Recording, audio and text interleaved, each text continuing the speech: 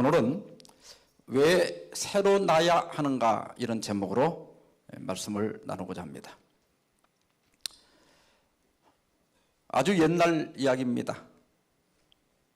호랑이가 담배 먹던 시절에 이리 한 마리가 살고 있었습니다. 그런데 이 이리가 어느 날 동화책을 읽었는데 그 책에 보니까 이리인 자기는 순, 깡패, 도둑놈, 강도 이런 것만 나오더래. 양은 항상 착한 주인공으로 나오더랍니다. 그래서 기왕에 나도 일생을 사는 건데 양으로 살면 좋겠다. 그래서 너무너무 양이 되고 싶었습니다. 그래서 제주도 넘어보고 이것저것 먹어봤지만 영 양이 안 되더래요. 너무 양이 되고 싶어서 며칠 전에 잡아먹은 양가죽 하나를 뒤집어 쓰고 열심히 연습을 한 다음에 어느 날 밤에 양의 무리에 섞여 들어갔습니다. 그리고 이제 그 양들 틈에 섞여서 사는 거예요. 근데 얼마나 이 이리가 교활한지 그 양들을 넉넉히 속일 수가 있었습니다. 그래서 점점 인정을 받아서 5년쯤 된 다음에는 한 무리의 반장도 하고 20년 정도 된 다음에는 부두목의 지위까지 올라갔다 그래요. 처음에는 몇 번 실수해서 들킬 뻔한 적도 있지만 여러 번 연습한 끝에 열심히 노력한 끝에 마침내 양의 잠꼬대를 하게 됐답니다. 영어 공부할 때 잠꼬대로 영어 하면 영어 터진다고 그래요. 이제 잠꼬대도 양의 잠꼬대를 하는 거예요. 자기가 자기를 생각해도 내가 정말 양이 된 것 같은 거예요. 어느 누구도 의심하지 않습니다. 틀림없는 양이라고 인정을 받아요. 그런데 이 이리에게 남모르는 고민이 하나가 있었는데 다른 건 다 양같이 할 수 있습니다. 울음소리나 심지어 잠꼬대까지. 그런데 뭐가 안 되는가 하면은 풀을 먹는 게 문제예요. 아무리 20년을 넘게 노력을 하고 연습을 해도 풀을 먹기가 너무 힘든 거예요. 자꾸 고기 생각이 나고. 몇 년을 연습했는데 20년을. 여러분, 이 이리가 다른 양처럼 풀을 맛있게 먹으려면 몇 년을 더 연습하면 되겠습니까? 이건 앞으로 20년을 더 연습해도 불가능한 거죠. 이 이리가 정말 풀을 맛있게 먹으려면 양의 가죽을 뒤집어 쓰고 양의 흉내를 낸다고 될 것이 아니라 양 새끼로 태어나야 가능한 것입니다. 우리가 예수님을 믿는 것도 똑같습니다. 우리가 구속된 목적은 물론 나중에 하늘나라 가고 영생 얻기 위한 것도 있지만 더 궁극적인 것은 하나님의 형상을 회복하는 것입니다. 구속의 목적은 사람을 지금 변화되지 않은 채로 하늘에 데려가면 그 하늘도 여기와 똑같아집니다.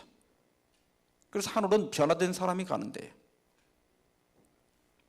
실물교훈 99페이지에 이런 말씀이 있습니다. 다음과 같은 질문을 흔히 듣는다. 하나님의 말씀을 믿노라고 주장하는데도 그들의 말과 정신과 품행에 전혀 변화를 찾아볼 수 없는 사람들이 많이 있는데 그 까닭이 무엇인가? 또 자기의 목적과 계획에 대한 반대를 참지 못하고 거룩하지 못한 품성을 나타내며 말이 거칠고 거만하고 툭하면 성을 잘 내는 자들이 많이 있는데 그 이유가 무엇인가? 그 이유는 그들이 거듭나지 못한 까닭이다.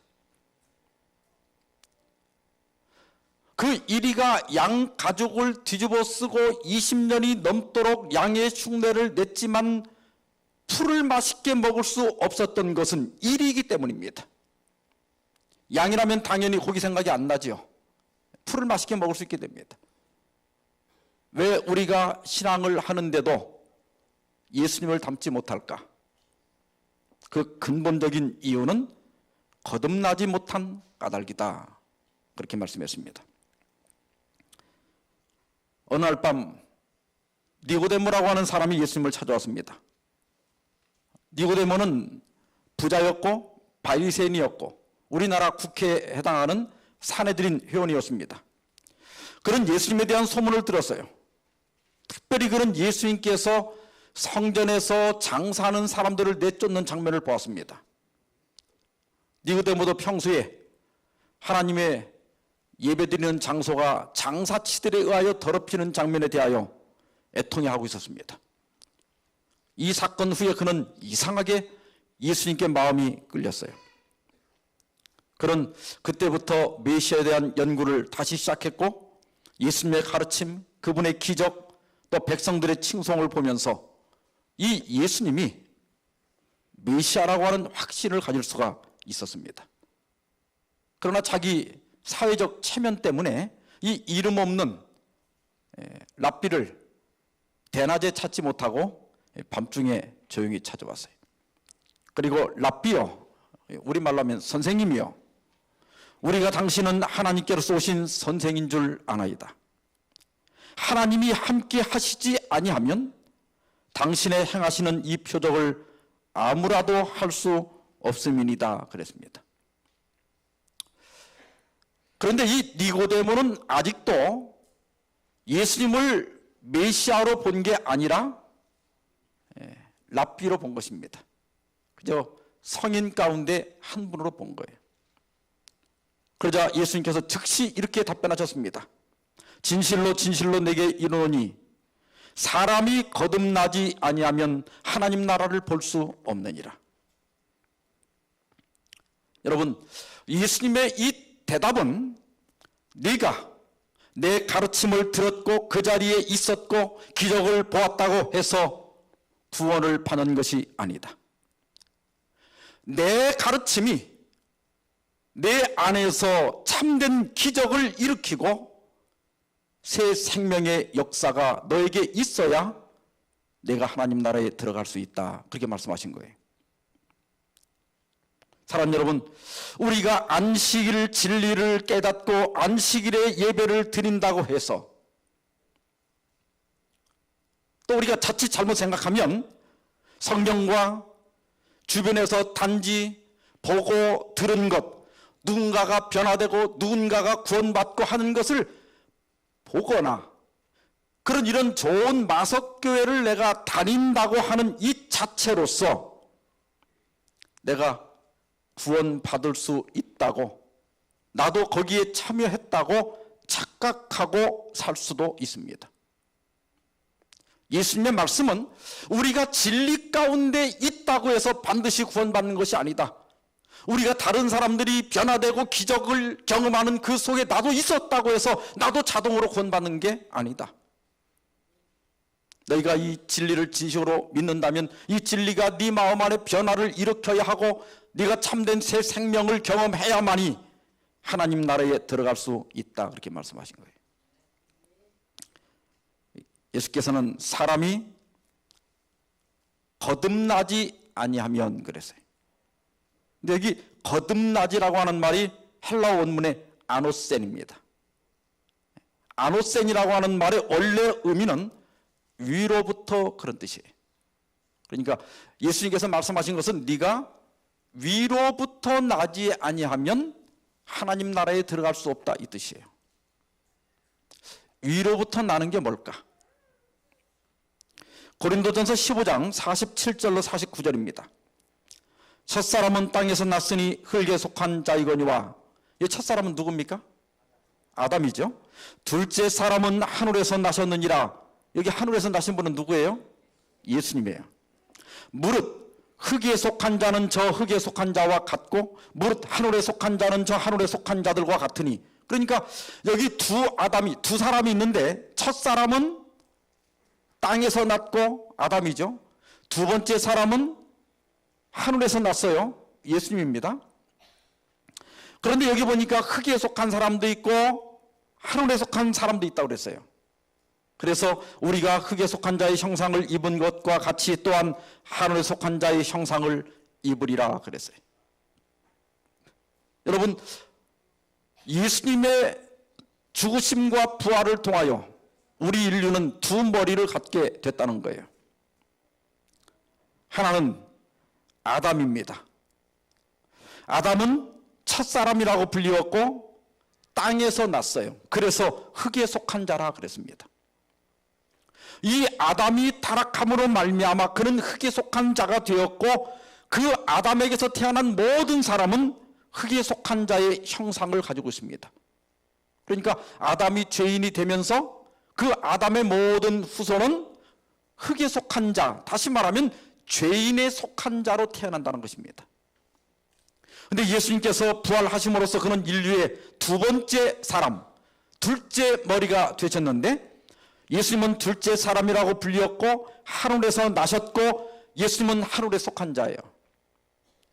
그러므로 그리스도를 통하여 다시 난 사람은 위로부터 났다 그렇게 얘기하는데, 그런 사람만이 하늘에 속한 자의 형상을 입는다 그랬어요.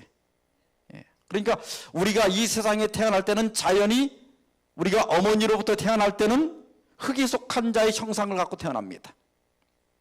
그래서 우리가 이기적이고 또 쉽게 삐지고 누군가 미워하고 다투고 그럴 수밖에 없는 품성을 갖고 태어나요. 그런데 우리 인류는 두 번째 머리를 갖게 되는데, 예수님으로부터 다시 나는 것, 그것을 아노센, 위로 난다 그렇게 얘기했어요. 그래서 우리가 어느 쪽 혈통에 속해 있느냐, 예수님이 말한 거듭나지 아니하면 우리가 다 흙에 속해 있습니다. 예수님을 통하여 다시 나야만이 하늘에 속한 자가 되고 하늘에 속한 자의 형상을 입게 된다 하는 것입니다. 예수님께서 그 니고데모에게 육으로 난 것은 육이요 성령으로 난 것은 영이니 그랬어요. 여기 두 개 나는 게 있죠. 육으로 나는 게 있고 성령으로 나는 게 있어요. 그래서 우리가 모태로부터 태어날 때는 다 육으로 난 거예요. 그런데 예수께서는 우리가 성령으로 다시 나야 한다고 가르칩니다. 그러므로 내가 내게 거듭나야 하겠다는 말을 기이 여기지 말라 그렇게 말씀했어요. 하나님께서 본래 아담과 하와를 창조하실 때 창세기 1장 27절에 보면 하나님이 자기 형상 곧 하나님의 형상대로 사람을 창조하셨다 그랬어요. 그래서 우리가 처음 창조함을 받을 때는 누구를 닮았어요? 하나님을 닮았어요. 그런데 아담이 범죄한 후에 셋을 낳았을 때 창세기 5장 3절에 보면 아담이 130세의 자기 모양 곧 자기 형상과 같은 아들을 낳아 이름을 셋이라 하였고 그렇게 얘기했어요. 아담은 하나님의 형상대로 창조되었지만은 하나님의 형상을 죄로 말미암아 잃어버렸다는 것입니다. 이것을 다시 도표로 설명을 드리면 아담이 하나님의 형상으로 창조함을 받았을 때 그는 의인이었습니다. 근데 아담이 범죄함으로 말미암아 죄인이 되었고 하나님의 형상을 잃어버렸어요. 이 상태를 흙에 속한 자라고 그래요. 그러면 죄인이 아까 죄인을 낳았을 때, 그 아들을 낳았을 때 셋이 누구를 닮았다고 그랬죠? 하나님의 형상을 닮은 게 아니라 아담의 형상을 닮았다고 그랬어요. 그러니까 아담이 죄인이 되니까 셋도 죄인이 된 거예요. 셋이 낳은 자식도 또 죄인이 되고 그렇게 해서 나에게까지 이르게 된 것입니다. 예수님은 너희는 너희 아비 마귀에게서 났으니 그랬어요. 다윗도 말하기를 내가 죄악 중에 출생하였으며 모친이 죄 중에 나를 잉태하였나이다. 다윗도 고백하기를 내가 죄악 중에 출생했다고, 나는 태어날 때부터 흙에 속한 자였다고 고백합니다. 욥도 말하기를 누가 깨끗한 것을 더러운 것 가운데서 낼 수 있으리까 하나도 없나이다. 죄인이 어떻게 의인을 낳겠어요? 하나도 없다고 그랬어요. 여러분, 목사가 자식을 낳더라도 그 목사 자식이 나면서부터 의인이 될 수 없는 거예요. 그도 육으로 난 겁니다. 목사 자녀라 할지라도 그도 성령으로 말미암아 거듭나지 아니하면 흙에 속한 자예요. 마귀의 자식이 됩니다. 그러므로 예수께서는 너희는 너희 아비 마귀에서 났으니 너희 아비의 욕심을 너희도 행하고자 하느니라 그랬어요. 이렇게 우리가 땅에서 난 결과 로마서 8장 7절에 육신의 생각은 하나님과 원수가 되나니 이는 하나님의 법에 굴복지 아니할 뿐 아니라 할 수도 없습니다. 왜 우리가 그렇게 변화되려고 노력하고 우리 성질을 좀 고쳐보려고 노력하고 죄악을 끊어보려고 노력하지만은 내 마음대로 되지 않는가? 그것은 우리가 땅에서 났기 때문입니다. 여러분, 아까 그 이리가 풀을 맛있게 먹으려면 이 양 가죽을 뒤집어 쓰고 양의 흉내를 내며 살 게 아니라 뭐를 어떻게 해야 된다고 그랬어요? 양 새끼로 다시 태어나야 풀을 맛있게 먹을 수가 있습니다. 그래야 노력하지 않아도 저절로 양으로 살게 되고 또 양이 맛있게 먹는 풀을 맛있게 먹을 수 있게 되는 것입니다. 저절로 되는 거예요. 우리가 억지로 뭔가 되고 있다고 하면 그것은 내가 진정으로 성령의 지배를 받고 있지 않기 때문에 그렇습니다. 그러므로 예수님께서는 니고데모에게 말씀하시기를 사람이 물과 성령으로 나지 아니하면 하나님 나라에 들어갈 수 없느니라 그랬어요. 여기 보니까 두 가지가 있죠. 물과 성령입니다. 그러면 물로 거듭난다는 것은 무엇을 의미하는가? 베드로전서 3장 21절. 자, 물은 예수 그리스도의 부활하심으로 말미암아 이제 너희를 구원하는 표니 곧 침례라 그랬어요. 그러니까 예수님께서 물로 거듭나야 한다 이 말은 반드시 뭐를 받아야 한다? 침례를 받아야 한다. 예수님께서는 마태복음 16장 15절 16절에서 너희는 온 천하에 다니며 만민에게 복음을 전파하라. 믿고 침례를 받는 사람은 구원을 얻을 것이요. 그렇게 얘기했어요. 구원의 관문입니다. 구원을 받으려면 반드시 뭘 받아야 한다? 침례를 받아야 된다. 제가 지난주 다른 교회에서 예언 세미나를 했는데 한 분이 저한테 그래요. 자기 남편이 이제 교회는 다니는데 침례는 안 받는데. 그래서 침례를 받으라고 나면 그건 뭐 다 형식이지. 내가 하나님 믿고 교회 가는데 꼭 무슨 침례를 받아야 되냐 그런다 그래. 뭐 형식으로 따지자면 결혼식도 형식이지. 그렇잖아요? 그러나 중요하기 때문에 하는 거예요. 혼인신고 안 하고도 살 수 있습니까? 그것도 형식이지. 둘이 살면 그만이지. 그러나 해야 법률적인 효력이 생기는 거예요. 여기 예수님께서는 믿고 침례를 받는 사람은 구원을 얻을 것이요 반드시 구원을 받을 사람은 침례를 받으라고 말씀하셨습니다. 근데 오늘날 침례를 주는 교회도 있고 세례를 주는 교회도 있어요. 이 침례는 물속에 잠그는 것이고 세례는 두 가지가 있어요. 관수라고 해서 물을 머리다 붓는 의식 혹은 물을 이렇게 뿌리는 의식, 이 두 가지를 다 세례를 주는 방식입니다. 이게 어느 것이 옳은가? 손들어 결정할 건 아니죠. 헬라어 원문에 보면 헬라어는 밥티조 혹은 밥티스마 이렇게 돼 있어요. 이것은 그 천을 물감을 들이기 위해서 물속에 잠그다 혹은 가라앉히다 그런 뜻을 갖고 있어요. 영어는 이 헬라어를 그대로 의역해서 영어를 만들었기 때문에 이 헬라어하고 발음이 비슷합니다. 그래서 웹타이즈 침례를 주다, 웹티즘 침례, 웹티스트 침례 교도, 웹티스터리 침례탕 전부 밥티조에서 가져온 거예요. 의미 똑같잖아요. 그러니까 영어는 별 문제가 없어요. 그런데 우리 한글 성경은 원래 처음에 한문 성경을 번역한 거예요. 그런데 이 성경이 한문으로 번역될 때는 이미 거의 대부분의 교회가 세례를 주고 있었습니다. 그래서 밥티조라고 하는 이 단어 혹은 밥티스마라고 하는 단어를 세례로 번역을 했어요. 근데 세례는 씻을 세자예요. 그런데 침자는 담글 침자 혹은 적실 침자입니다.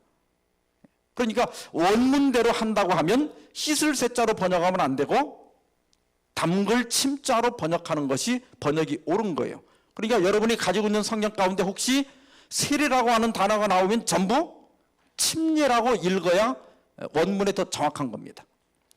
실제로 예수님 당시에도 다 침례를 줬다고 하는 것은 우리가 성경에서 여러 곳에서 찾아볼 수 있습니다. 마태복음 3장 16절에 보면 예수께서 침례를 받으시고 곧 물에서, 여기 뭐라고 그랬죠? 올라오실세. 이건 예수님이 물속에 들어갔다가 나오셨다는 뜻이죠. 물을 붓거나 뿌렸다는 의미가 아닙니다. 그 다음에 사도행전 8장 38, 39절에 보면 이에 명하여 병거를 머물고 빌립과 네시가 둘 다 물에 내려가 빌립이 침례를 두고 둘이 물에서 올라갈세 그랬어요. 그러니까 성경에 보면 다 물속에 잠그는 침수 세례를 받은 것을 알 수 있습니다. 근데 어떻게 하다가 많은 교회가 이 세례를 주게 되었나? 753년에 교황 스테판 2세가 필요한 경우에만 머리에 물을 붓는 것이 허용되도록 법제화하였고 이것을 병리적인 침례 혹은 병원 침례라고 불렀습니다. 그러니까 침례를 주다 보면 임종 직전에 있거나 병이 중해서 도무지 물에 담글 수 없는 사람 있잖아요. 근데 그런 사람이 침례를 받기 원할 때 어떻게 물속에 담글 수가 없는 거예요. 그래서 이제 교회에다 물어보니까 교회가 그런 경우에 한해서 물을 붓도록, 머리에 물을 붓도록 혹은 뿌리도록 허용을 한 겁니다. 그것은 일반적인 관례가 아니고 굳이 침례를 줄 수 없을 때에 하나여 약식으로 하게 한 거예요. 그러다가 1311년 라벤나 공회에서 침수 세례와 물 뿌리는 세례가 동일하다고 하는 토론이 시작이 됩니다. 그러다가 1356년에 세례가 침례와 같은 효력을 갖는다고 하는 법령이 공포됩니다. 1534년에 영국 국교회 성공회가 세례를 도입하게 되고 1541년에 장로교회도 세례를 도입합니다. 1643년에 웨스트민스터 종교회의에서 약식 세례를 정식 세례로 공인하게 되고 1664년에 영국 의회에서 약식 세례를 정식 세례로 공인하면서 약식이 정식이 됐습니다. 그러면 오늘날 침례도 옳고 세례도 옳은가? 아니면 하나만 옳은가 하는 거예요. 어떻게 생각하십니까? 에베소서 4장 5절 주도 하나이요 믿음도 하나이요 그 다음에 뭐라고 그랬어요? 침례도 하나이요 하나님도 하나이시니 그랬어요. 우리가 침례식을 아무리 형식적이라 할지라도 성경대로 하는 것이 옳습니다. 침례는 하나님이 인정하는 침례는 하나밖에 없어요. 그러면 왜 굳이 이게 물 뿌리면 쉬운데 그 온 몸을 물에 들어가려면 옷도 갈아입어야 되고 침례창도 만들어야 되고 물도 받아야 되고 복잡하거든요. 근데 굳이 왜 침례를 줘야 하는가? 우리가 침례의 의미를 정확하게 안다면 충분히 납득할 수 있습니다. 로마서 6장 3절 무릇 그리스도 예수와 합하여 침례를 받은 우리는 그의 죽으심과 합하여 침례 받은 줄을 알지 못하느냐. 예수님이 십자가에 죽으신 것처럼 우리도 침례를 받기 위하여 물속에 들어갈 때 여러분 죽은 사람이 숨을 안 쉬죠. 근데 물속에 들어갔을 때 사람이 숨을 안 쉬죠. 그때 사람이 예수님과 합하여 어떻게 한다? 죽는다는 겁니다. 그리고 만일 우리가 그의 죽으심을 본받아 연합한 자가 되었으면 또한 그의 부활을 본받아 연합한 자가 되리라. 예수님께서 죽으셨지만 다시 부활하신 것처럼 물속에 들어간 사람이 물에서 나올 때 예수님과 합하여 새 생명으로 부활한다는 거예요. 그래서 이 침례는 단순히 한 예식이 아니라 예수님이 죽으셨다가 다시 부활한 것처럼 우리가 영적으로 죽었다가 다시 살아나는 하나의 경험이기 때문에 약식으로 해서는 그 의미를 충분히 살릴 수가 없다는 거예요. 그래서 침례는 첫째 죽음의 의미가 있습니다. 영적인 의미에서 죄인인 내가 물속에 들어가는 순간 죽은 것으로 간주됩니다. 여러분 사람이 아무리 많은 죄를 짓더라도 죽으면 데려다 재판해요 안 해요? 안 해요. 죽으면 끝나는 거예요. 그래서 영적 죽음으로 말미암아 침례받기 이전에 지은 모든 죄가 무효 처리됩니다. 어떤 삶을 살았던, 어떤 죄를 지었던 하나님께로부터는 모든 죄가 무효 처리돼요. 죄 무죄가 됩니다. 그리고 이제 물속에서 올라올 때 부활하게 되는데, 첫째, 하나님의 자녀로 다시 태어납니다. 아까 그 이리가 정말 풀을 맛있게 먹으려면 양의 가죽을 뒤집어 쓰고 연습할 것이 아니라 어떻게 된다고 그랬어요? 양새끼로 다시 태어나야 돼요. 왜 내가 변화되지 못하는가? 그 변화되지 못하는 것은 내가 거듭나지 못했기 때문입니다. 그런데 그 거듭나는 것이 바로 뭐예요? 침례예요. 침례를 받으면, 아까 너희는 너희 아비 마귀에게서 났으니 그랬죠? 마귀의 자식이었던 우리가 하나님의 자녀로 다시 태어납니다. 침례는 새 생명의 태가 됩니다. 우리가 성경에 보면 하나님의 사람들이 죄악에, 이 세상의 죄악에 관영했을 때 하나님께서 물로 이 세상을 심판하지요. 그런데 노아의 8 식구가 그 배에 타서 구원을 받잖아요. 그런데 베드로전서 3장 20절에 보면 방주에서 물로 말미암아 구원을 얻은 자가 몇 명뿐이니 겨우 8명이라 그랬어요. 그러니까 이 베드로전서 3장 20절의 말씀은 결국 노아의 8 식구도 물에서 구원받았다는 거예요. 이 물이 구원의 상징으로 쓰인 거예요. 그 다음에 이스라엘 백성들이 애굽에서 나와가지고 가나안 땅에 들어가기 위해서 애굽을 벗어날 때 홍해를 건너가지요. 홍해라고 하는 바다를 건너가게 되는데 고린도전서 10장 1, 2절에 보면 우리 조상들이 다 구름과 바다에서 침례를 받고 그렇게 얘기했어요. 그러니까 이스라엘 백성들이 노예 상태에 있었던 그 이집트에서 벗어날 때, 그 이집트는 이 세상을 상징하는 거예요. 그래서 그들이 이 세상으로부터 나올 때 홍해라고 하는 바다에서 침례를 받은 것입니다. 또 우리가 실제로 이렇게 생명을 갖고 태어나기 전에 어디에 있었어요? 어머니 뱃속에 있었는데 그 어머니 뱃속에서 양수라고 하는 물속에 있다가 나온 거예요. 그래서 우리가 침례를 받기 위해서 물에 들어갔다가 그 물에서 올라올 때 새로운 생명을 가지고 하나님의 자녀로 다시 탄생하게 되는 것입니다. 이렇게 침례를 받은 사람은 하늘 생명책에 그 이름이 기록되고 영원한 생명의 씨앗이 심어집니다. 여러분, 침례를 받은 사람도 늙어갑니다. 침례를 받은 사람도 병들어요. 침례를 받은 사람도 죽어요. 침례받은 사람과 침례받지 않은 사람이 겉으로는 별 차이가 없어요. 유정란과 무정란이 겉으로는 차이가 없어요. 그런데 어미닭이 품고 21일이 지나면 무정란은 썩어서 골아버리고 유정란은 거기서 병아리라고 하는 새로운 생명이 탄생합니다. 지금은 차이가 안 나요.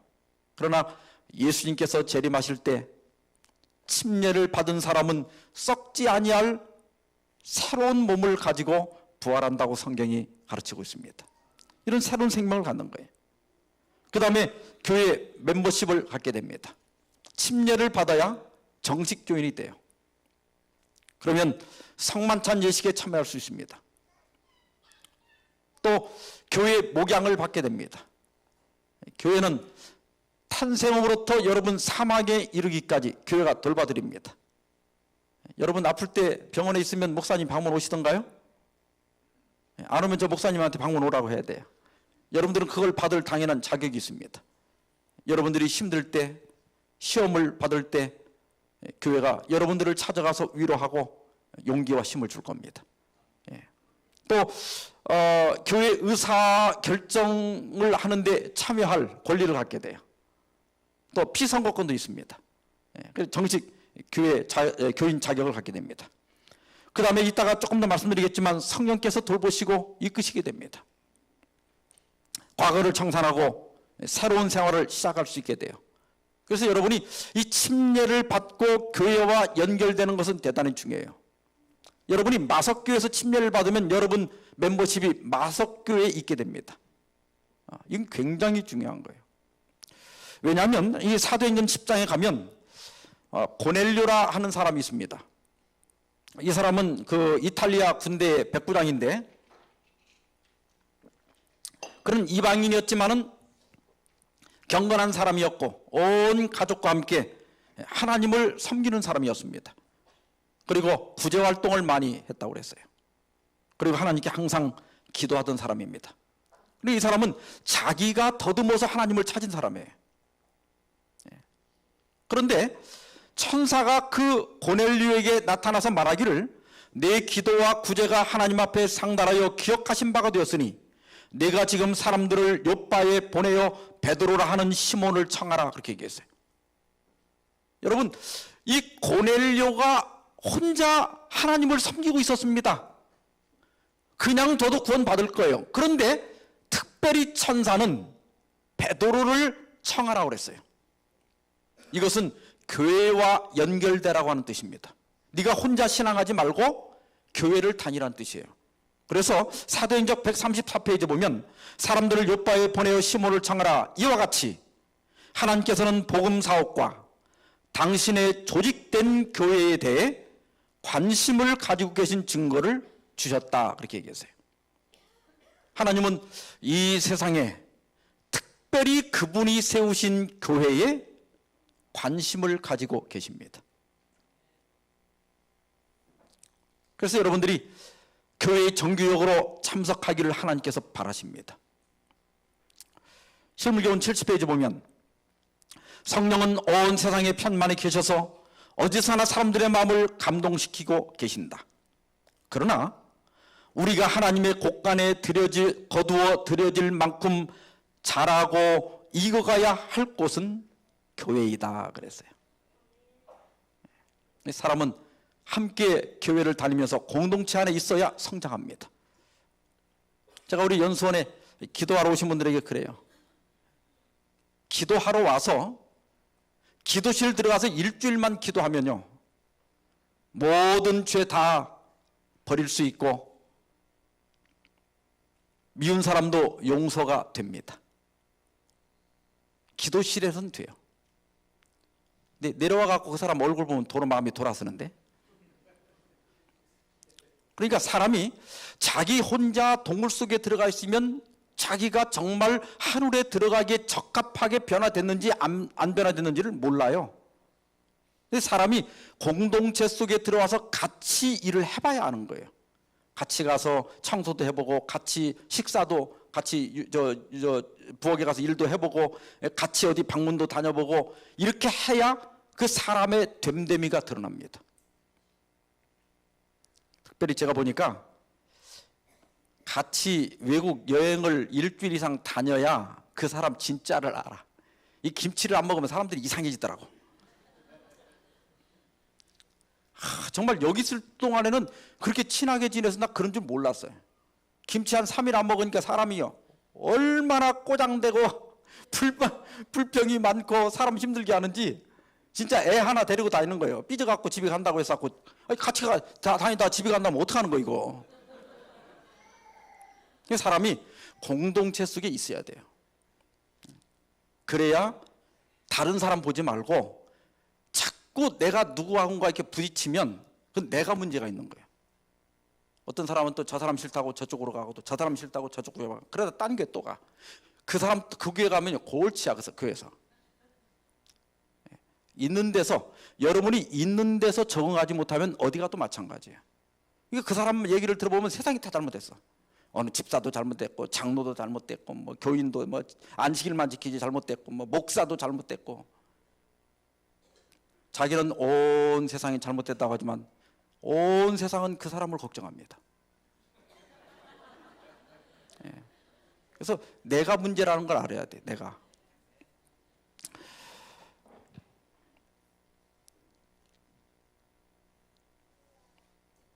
얘기를 좀 할까 말까 하는데 제가 한 얘기는 좀 하고 지나가겠습니다.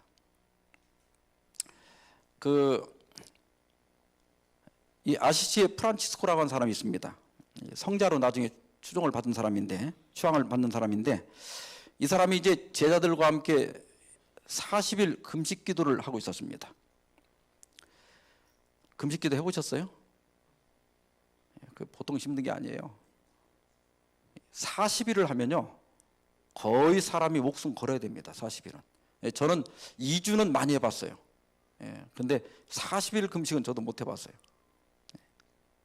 근데 이제 39일째가 돼서 이제 하루면 끝나는 거예요. 그런데 그 제자 하나가 배고픔을 못 참아가지고 하루 남겨놓고 이 스프 냄새에 이끌려가지고 자기도 모르게 자신도 모르는 사이에 이 한 숟갈을 먹고 말았어요. 그러자 그 옆에 같이 금식 기도를 하던 이 제자들이 눈을 부릅뜨고 그 젊은 제자를 노려보는 겁니다. 그리고 프란치스코를 쳐다봤어요. 프란치스코가 한번 좀 혼내주길 바란 거예요. 근데 그 프란치스코가 그 순간 말없이 부엌에 가서 수저를 집어들더니 스프를 막 떠먹는 겁니다. 그 제자들이 아주 경악을 한 거예요. 그랬더니 스프를 몇 숟갈 떠먹고 나서 프란치스코가 이렇게 말했습니다. 여러분, 우리가 금식 기도를 하는 것은 모두가 예수님을 닮고 그분의 성품을 본받아 서로 참으며 사랑하고 아끼기 위해서 하는 겁니다. 저 젊은이가 스프 한 수저를 먹은 건 죄가 아닙니다. 그런데 여러분들이 그를 정죄하고 배척하는 것이야말로 가장 큰 죄를 짓고 있는 것입니다. 굶으면서 서로 미워하는 것보다는 실컷 먹고 서로 사랑하는 것이 낫습니다. 그랬어요. 교회는 사람 중심이 되어야 합니다. 교회 관습도 중요하고 교회 규율도 중요하지만 언제나 우리 믿음은 사랑으로 역사하는 믿음이 되어야 됩니다. 그렇다고 막 마음대로 하는 게 아니라 사랑으로 권하라는 거예요. 사랑으로 실수하는 사람들, 나보다 못한 사람들을 사랑으로 돌봐야 됩니다. 루소는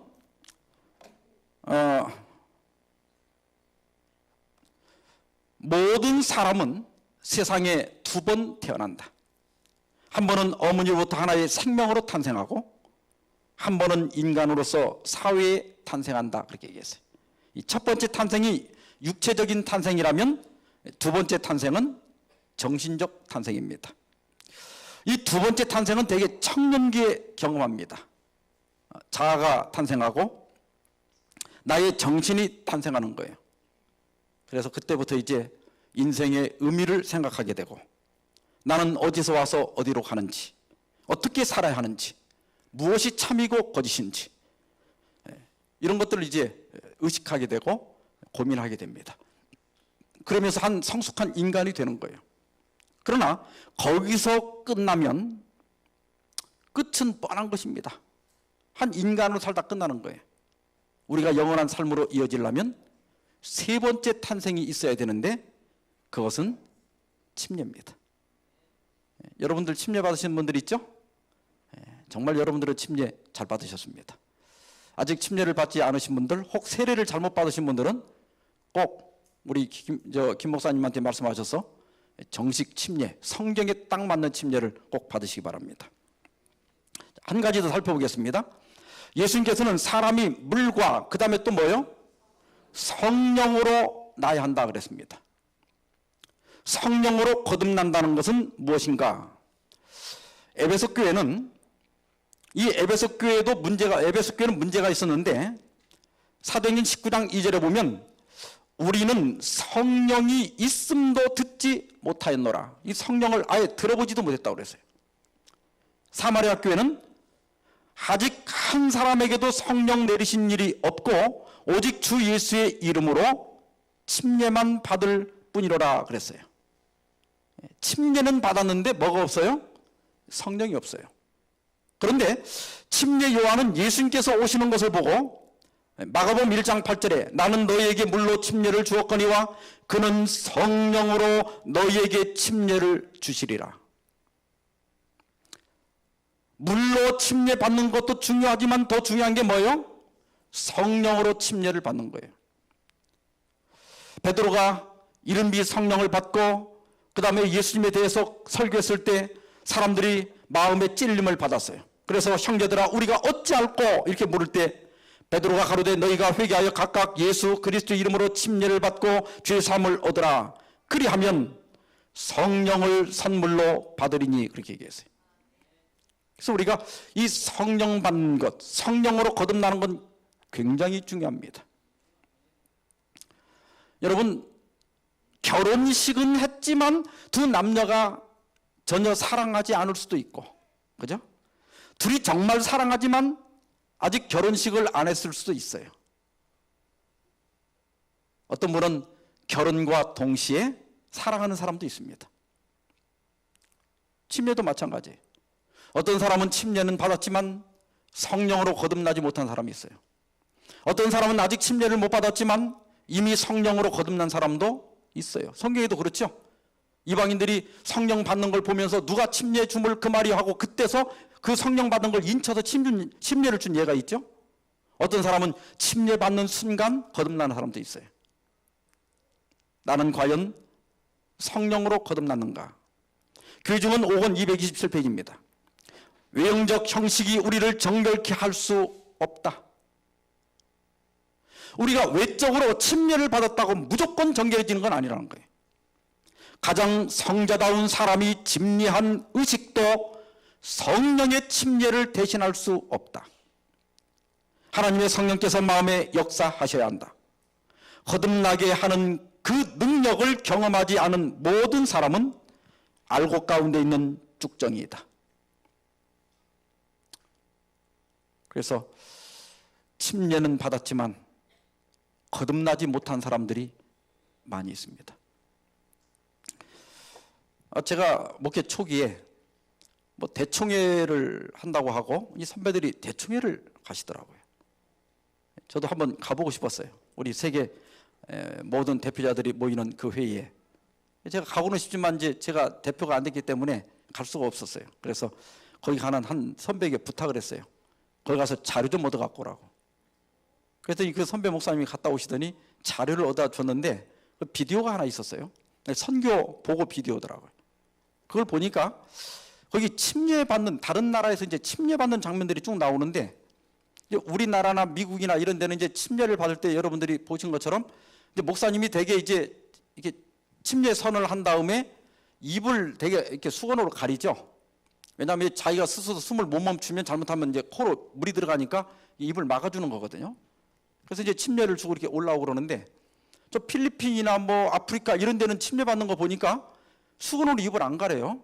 그냥 목사님이 침례선을 하고 머리를 꾹 누르면 자기가 자기 코를 막고 이렇게 들어가더라고요. 이렇게 물속으로. 제가 이제 그걸 보면서 저거 사진 찍기에는 저거 좀 모양이 안 좋다. 제가 그랬더니 제 친구 목사님이 갑자기 무릎을 탁 치더니, 목사님, 우리도 앞으로 침례를 저렇게 줍시다 그러더라고요. 그래서 아이고, 수건으로 이게 가린 게 낫지, 이게 사진도 안 좋잖아 이거네. 그랬더니 진작에 그러는 거예요. 아닙니다. 목사님, 우리가 그동안 침례 줄 때 계속해서 수건으로 입을 가리고 줘가지고 우리 교인들이 다른 데는 다 죽은 것 같은데 입이 안 죽어가지고 그냥 남 흠이나 잡고 나쁜 소문을 퍼뜨리고 우리가 침례를 입을 가리고 준 것 같다고. 그 말을 듣고 저하고 둘이서 떼굴떼굴 구르다가 제가 막 굴러서 웃다 그랬어요. 그러면 다음 안식일에 내가 세숫대에다 물 떠다 놓고 우리 교인들 입만 다 다시 딴 거야 되겠다고. 우리가 우스갯소리로 한 이야기입니다만은 생각해 볼 가치가 있는 말입니다. 성령으로 침례 받는다, 이 말의 의미를 설명하기 좋은 비유가 하나가 있는데 밀가루와 누룩의 비유입니다. 마태복음 13장 33절입니다. 또 비유로 말씀하시되 천국은 마치 여자가 가루 소말 속에 갖다 넣어 전부 부풀게 한 누룩과 같으니라.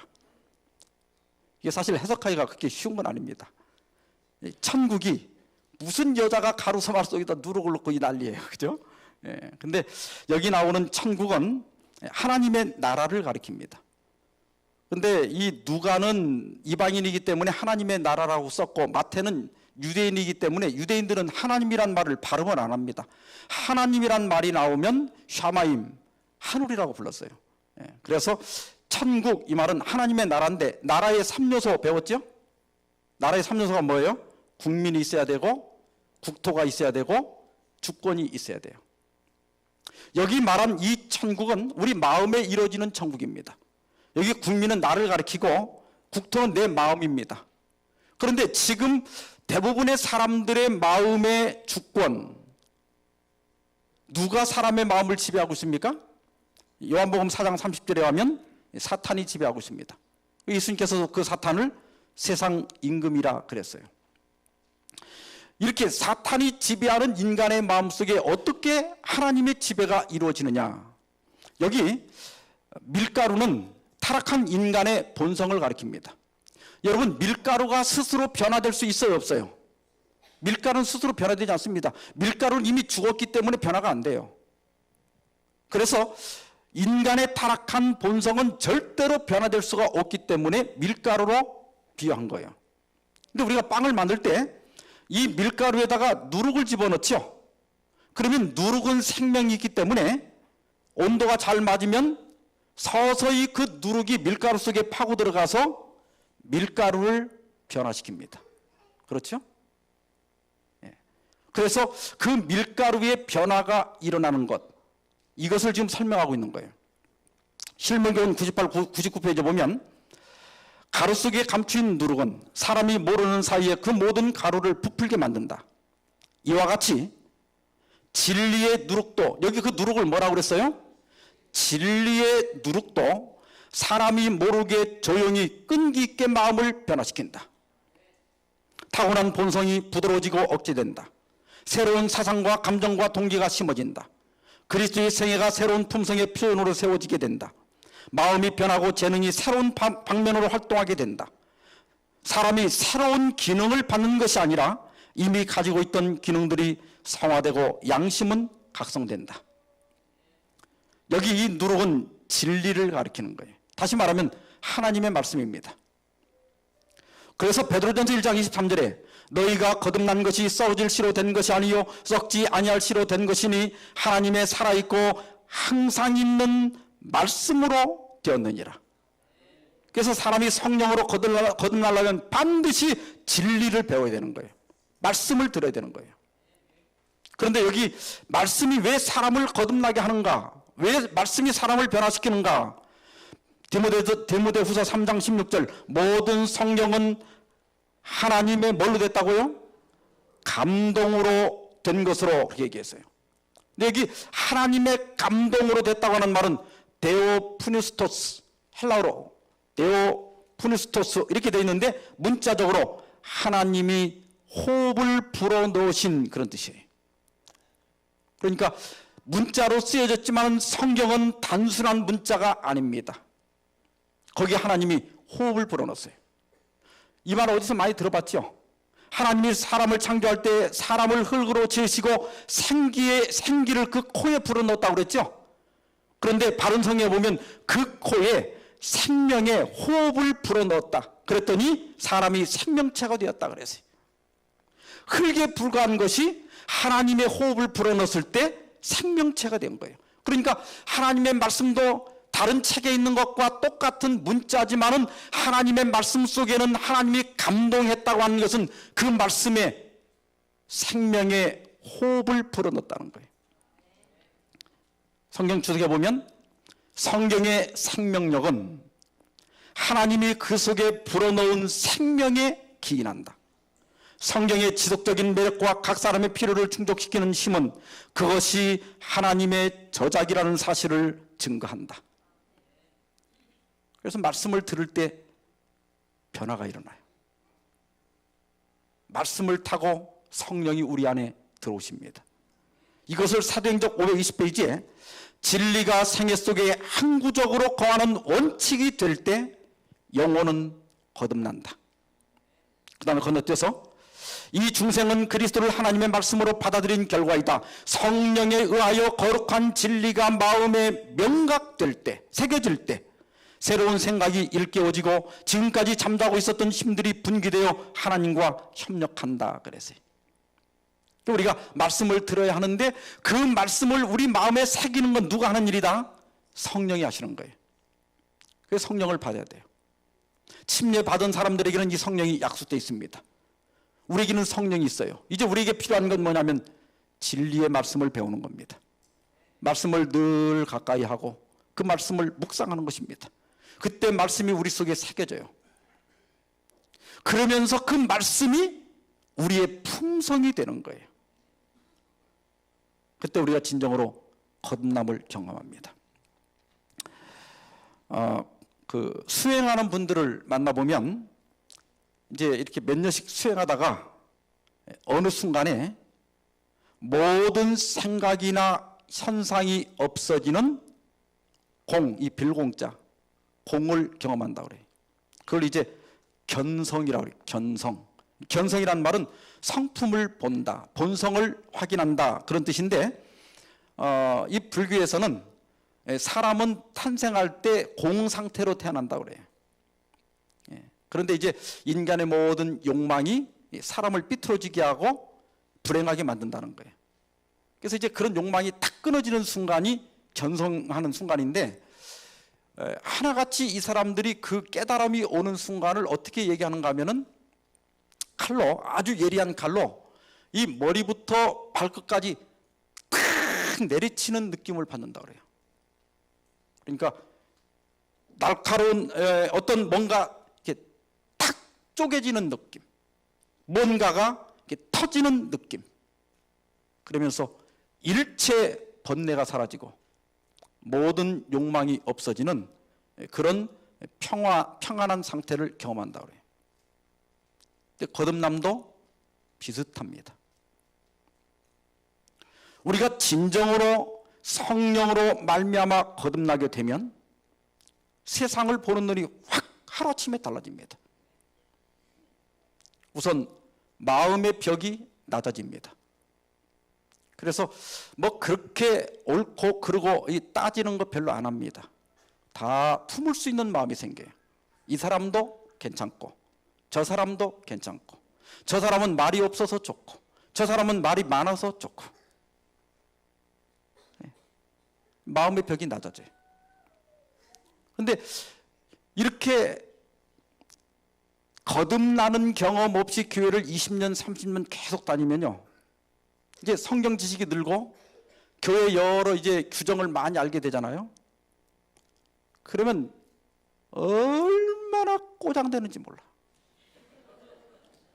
아는 건 많아가지고 사사건건 간섭하고 맨날 옳고 그르고 따지고, 그 사람만 오면 골치 아파요. 직원에도 그 사람만 들어오면 시간이 너무 걸리고, 무슨 회의만 하면 손을 얼마나 많이 드는지 남들도 다 알아요. 그러나 대부분은 그냥 그대로 둬도 별 문제 없다고 생각하기 때문에 넘어가는 거야. 그런데 아무것도 아닌 것 같고 목숨을 걸어요. 그 한 사람 때문에 온 교회가 끌려다니면서 고통을 받는 거예요. 자기는 잘한다고 생각하는데 제가 볼 때는 거듭남을 경험하지 못한 거예요. 리비엔 헤럴드 1892년 4월 11일자에 보면 중생은 새로운 동기와 새로운 취미와 새로운 경향성을 갖는 데 있다 그랬습니다. 거듭난 사람하고 말해보면 벌써 딱 말 몇 마디 들어보면 알아요. 거듭난 사람은요, 속이 시원합니다. 그냥 이렇게 뭐 얘기하면, 예, 목사님, 또 그렇게 해봅시다. 그래요. 소풍 하나를 가더라도 어떤 사람은 산에 가자고 어떤 사람은 강으로 가자는 거예요. 산에 가는 사람이 하나도 말하면 따라가는 거예요. 또 이제 내년에 강에 가면 되잖아. 어떤 사람은 또 강에 가자는데 안 갔다고 또 안 간다고 삐지네. 안 간다고 놔두면 교회 안 나와. 이제 가서 또 쫄라야 돼 또. 또 몇 번 또 가면 또 오네 또. 사람을 속을 아주 그냥 죽는 날까지 속을 썩여. 그 거듭나지 않으면 그렇게 돼요, 사람이. 고린도후서 5장 17절. 그런즉 누구든지 그리스도 안에 있으면 새로운 피조물이라. 이전 것은 지나갔으니 보라 새 것이 되었도다. 사람이 딱 달라지면요, 그 다음부터 신앙하는 것이 저절로 됩니다. 여러분, 그 이리가 양새끼로 태어나면 풀을 노력해서 먹는 게 아니라 저절로 맛있게 먹어지는 거예요. 그래서 이 거듭난 사람의 생애를 정리계단 58페이지, 우리가 예수 그리스도 안에서 새 사람이 되면 우리는 우리 생애의 성령의 열매를 맺게 될 것이다. 그들은 그분의 성품을 나타내게 되고 그분의 깨끗하심과 같이 깨끗하게 될 것이다. 그리스도를 따르는 자들은 전에 싫어하던 것들을 좋아하게 될 것이다. 또 그들이 전에 좋아하던 것들을 싫어하게 될 것이다. 교만한 자들은 겸손해지고 어리석은 자는 지혜로워진다. 술을 많이 마시던 자들은 더 이상 마시지 않게 되고 불순한 자들은 순결해진다. 세상의 허영을 좋아하던 자들은 그것들을 버리게 된다. 버려지고 끊어지는 겁니다. 저절로 돼요. 성령이 우리 안에 계시면 안 하려고 안 하는 게 아니라 싫어서 안 하는 경험을 하게 돼요. 끌어요. 이렇게 막 술, 담배도 그래요. 성령이 내 안에 딱 들어오면 어느 날 갑자기 그렇게 맛있던 담배가 맛이 없어서 못 먹게 돼요. 옛날에 그렇게 좋아했던 고기도 어느 날 질이 나가서 못 먹게 돼요. 성령이 계시면 저절로 됩니다. 여러분, 이게 믿음으로 말미암는 의예요. 믿음으로 말미암는 의와 행함으로 말미암는 의는 율법을 지켜야 되느냐 믿음으로만 이게 아니라 엘렌 화이트 그랬죠. 사람이 할 수 없는 것을 하나님이 해주시는 것이 믿음으로 말미암는 의예요. 그러니까 우리가 똑같이 안식일을 지키더라도 한 사람은 데려감을 당하고 한 사람은 버려둠을 당하거든요. 똑같이 맷돌을 돌리고 있었는데, 근데 왜 그러냐면 똑같이 안식일을 지켰는데 한 사람은 의무감에서 억지로 지켰고 한 사람은 우러나서 지킨 차이예요. 거듭난 사람은 저절로 우러나서 되는 거예요. 그래서 사도행전 3장 19절, 그러므로 너희가 회개하고 돌이켜 너희 죄 없이 함을 받으라. 이와 같이 하면 유쾌하게 되는 날이 주 앞으로부터 이를 것이요. 우리가 성령으로 거듭나면 유쾌하게 됩니다. 이 세상에 맺어졌던 우리가 집착했던 모든 욕심이 끊어지고 죄가 더 이상 재미가 없게 돼요. 하나님의 말씀이 꿀같이 달아지고 교회 가는 것이 기쁨이 되고 찬양할 때 우리 마음속에 기쁨이 솟아나는 것을 느낄 수가 있습니다. 오늘 우리는 왜 새로 나야 하는가, 이 주제를 가지고 살펴보았습니다. 이미 침례를 받은 여러분, 정말 오늘 밤 다시 한번 성령을 우리 마음 가운데 모시고 그 성령이 변화시키는 능력으로 세상의 죄악을 버리고 우리 예수님을 더욱 가까이 닮은 사람이 되도록 노력합시다. 또 혹 여러분 중에 침례를 아직 받지 않았거나 혹은 교회를 다니면서 세례를 잘못 받으신 분들이 있으면 그건 잘못된 겁니다. 성서적으로 침례도 하나라고 그랬어요. 그래서 우리 김일환 목사님한테 말씀하시면 여러분들에게 성경에 맞는 침례를 받게 도와드릴 겁니다. 그렇게 침례를 받음으로 하나님의 참된 자녀가 되어서 우리 주님 오실 때 다 함께 하나님의 나라에 들어가게 되시길 바라면서 오늘 말씀 마치겠습니다. 자, 시험 보겠습니다. 시험지 다 꺼내세요.